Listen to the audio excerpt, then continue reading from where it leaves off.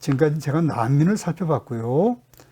전쟁으로 인한 환경 파괴를 후반부에 이제 곧 끝나는 차원, 이제 끝날 때가 됐습니다. 자, 전쟁하면 또 문제가 사람도 죽고 난민도 생기고 그리고 또 환경이 하나밖에 없는 지구촌 환경이 파괴되는 그게 또 큰 심각한 문제죠. 그게 참 전쟁을 하지 말아야 한다 할 때는 환경 파괴도 그게 하나의 중요한 명분이 되는 거죠. 자, 여기 구약 성서에 보면은 이런 얘기가 있다 그래요. 신명기에 너희가 성읍을 세워싸고 공격할 때 도끼를 휘둘러서 나무를 베지 마라. 들판의 나무들은 너희가 공격하려는 사람과는 다르지 않느냐. 이게 결국은 환경을 지키고 자연을 보호해야 한다는 말씀이 여기 들어있는 거죠. 그런데 실제 전쟁은 또 그렇지 못하다. 실제로 그렇지 않게 진행되는 경우가 많습니다. 여기 보시면 카르타고와 로마가 벌였던 포에니 전쟁에서 이 포에니 전쟁이라 하면은 기원전에 3차에 걸쳐서 벌어진 전쟁이죠. 그 전쟁에서 이 한니발 장군이 우리가 잘 아는 카르타고 쪽의 장군이죠. 그런데 결국은 포에니가 졌어요.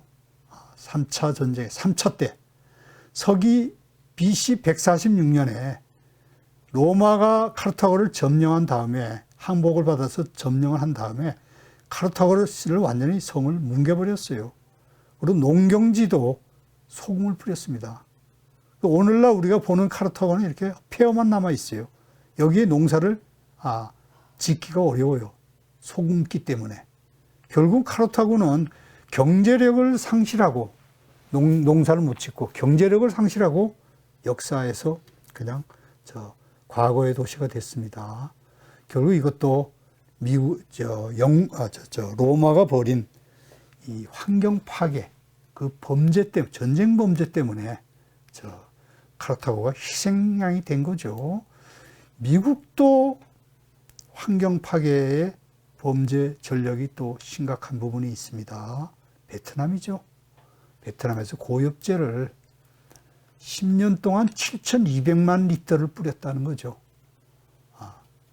그래서 오늘날 베트남 사람들은 지금도 유산, 기형아, 암 이런 문제가 심각하죠. 베트남의 정글에다가 고엽제를 뿌려가지고 미군이 작전하기 편하도록 시야를 확보한다는 명분 아래 이 베트남 상공에다가 마구잡이로 뿌린 그 결과물이 지금도 베트남에게는 엄청난 악영향을 주고 있다. 이렇게 얘기할 수 있죠. 수송기에 약품을 실어가지고 마구 뿌려댔기 때문에 이런 아이들의 그 기형아가 나왔죠. 그래서 저도 베트남 갔을 때 이런 기형아들을 봤어요.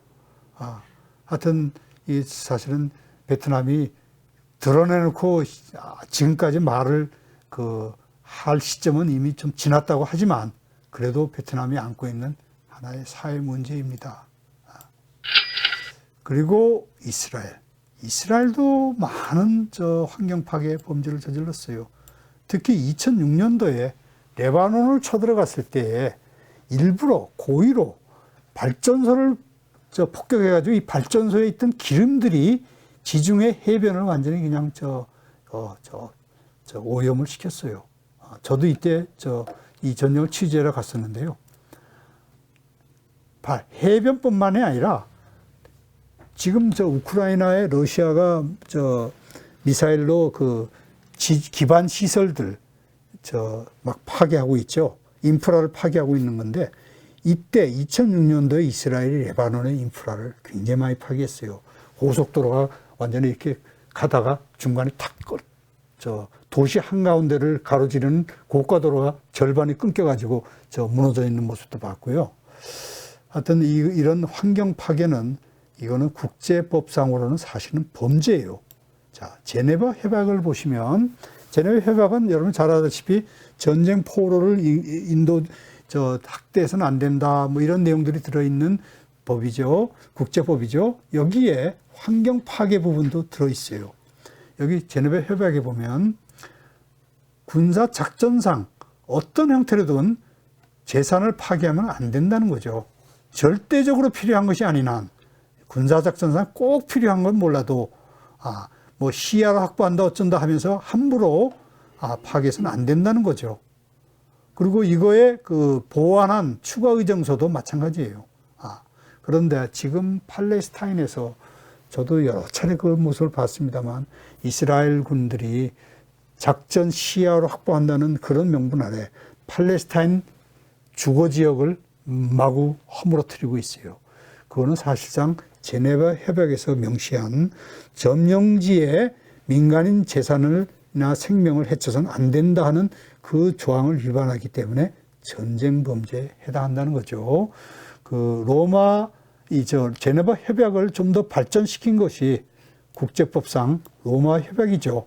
지금 국제형사재판소의 법적 근거가 로마 규정이죠. 그래서 ICC 인터내셔널 크리미널 코트 국제형사재판소의 헌장이죠. 로마 규정이. 여기 8조에도 보면 환경을 파괴하면 그거는 전쟁 범죄다. 기소된다 하고 확실하게 해놨어요. 그러나 강대국이 벌인 또 미국의 동맹국인 이스라엘이 벌인 그런 전쟁 범죄, 환경 파괴 범죄는 처벌이 제대로 하기가 어렵죠. 그게 현실입니다. 자, 그리고 마지막 화면인데요. 미국이 이른바 테러와의 전쟁을 벌인다 하면서 지난 20년 동안 이라크와 아프가니스탄에서 많은 군사작전을 폈죠. 전투기를 띄우고 헬리콥터를 띄우고 그다음에 군용 탱크를 굴리고 그게 다 기름이죠. 그 기름이 그냥 기름만 먹는 게 아니라 뒤에 가스를 또 내뿜죠.